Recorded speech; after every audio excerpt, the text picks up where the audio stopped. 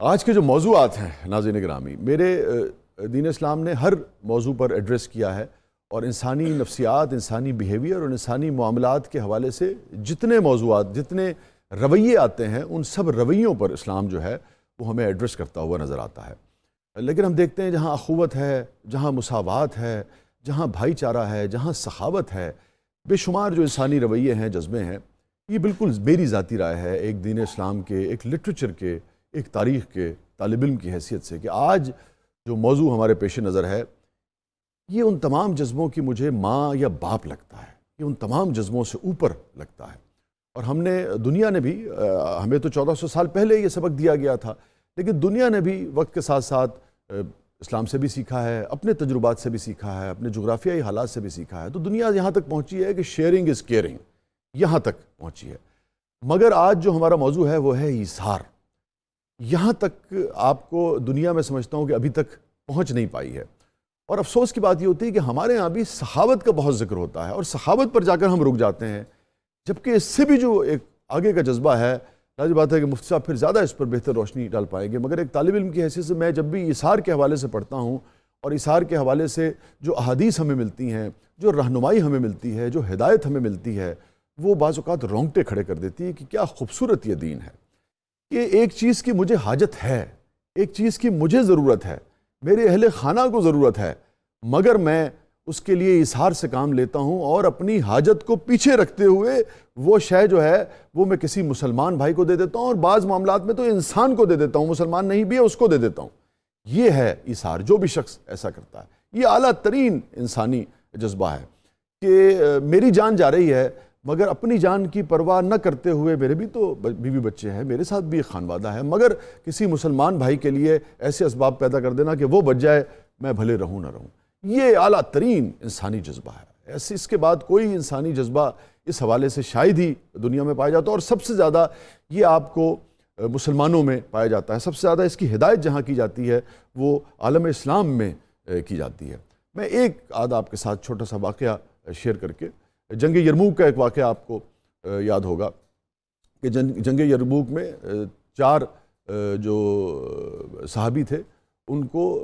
شدید وہ زخمی ہو گئے، اور چاروں کو پانی کی طلب تھی۔ تو ایک نے کہا، جب پانی کی صدا لگائی، جب ان کے پاس پیالہ لے جایا گیا تو اتنے میں ایک اور کی صدا آئی برابر سے، اس نے کہا مجھے بھی پانی چاہیے۔ تو جان جو ہے آپ اندازہ کیجئے کہ وہ لبوں پر ہے، مگر انہوں نے کہا کہ نہیں، اس کو زیادہ ضرورت ہے، برابر والے کو پانی اس کو دے دو۔ یہی معاملہ جب دوسرے کے ساتھ کیا گیا، جب وہ پانی پینے لگے تو ایک اور صدا آئی بالکل ایک شہادت کے قریب ایک صحابی کی، اور انہوں نے کہا کہ مجھے کوئی پانی پلا دے۔ تو وہ جو پانی پی رہے تھے انہوں نے پانی نہیں پیا، انہوں نے کہا یہ پیالے کی اس کو ضرورت ہے۔ کرتے کرتے چاروں کے بعد، جب پہلے کے بعد دوبارہ پانی واپس آیا ہے تو وہ شہید ہو چکے تھے، چاروں شہید ہو گئے، مگر چاروں نے اظہار کے ساتھ کام لیتے ہوئے اپنے آپ کو اپنے مسلمان بھائی کی جان پر فوقیت نہیں دی، اپنی جان کو فوقیت نہیں دی، اپنے مسلمان بھائی کو جو ہے اس پر فوقیت دی، اس کی جان کو فوقیت دی۔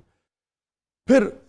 یعنی کہ آپ حیران رہ جاتے ہیں جب آپ اسلامی تاریخ کا مطالعہ کرتے ہیں، آپ احادیث کا مطالعہ کرتے ہیں، تو بھرا پڑا ہے دین اسلام اس قسم کے واقعات سے۔ یہ تو ایک انتہا ہے کہ بالکل جان کے موقع پر روٹین کے جو معاملات تھے اس میں بھی ہمیں جگہ جگہ اس کی مثالیں جو ہیں ملتی ہیں، اور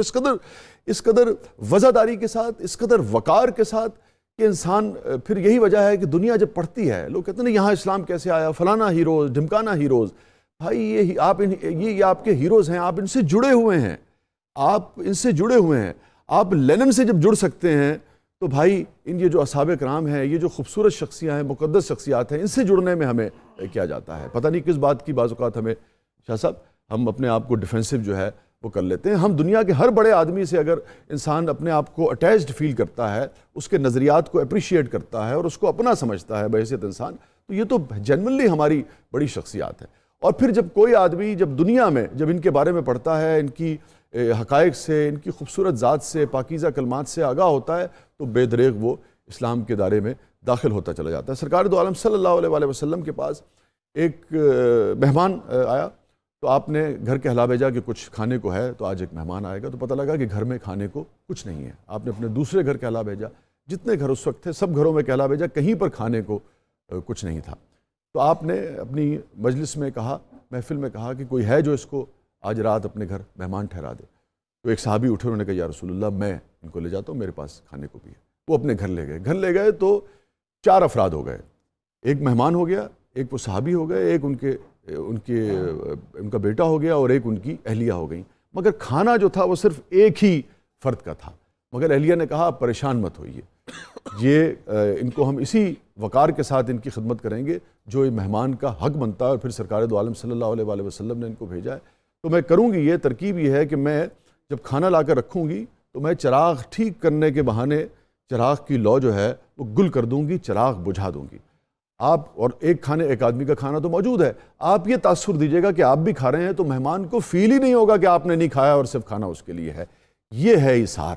کہ 4 لوگوں کا کھانا ہے، آپ کی اہلیہ، آپ کا بیٹا جو ہے وہ بھوکا رہ جائے، مگر کسی مسلمان بھائی کو یا کسی انسان کی ضرورت جو ہے وہ پوری ہو جائے۔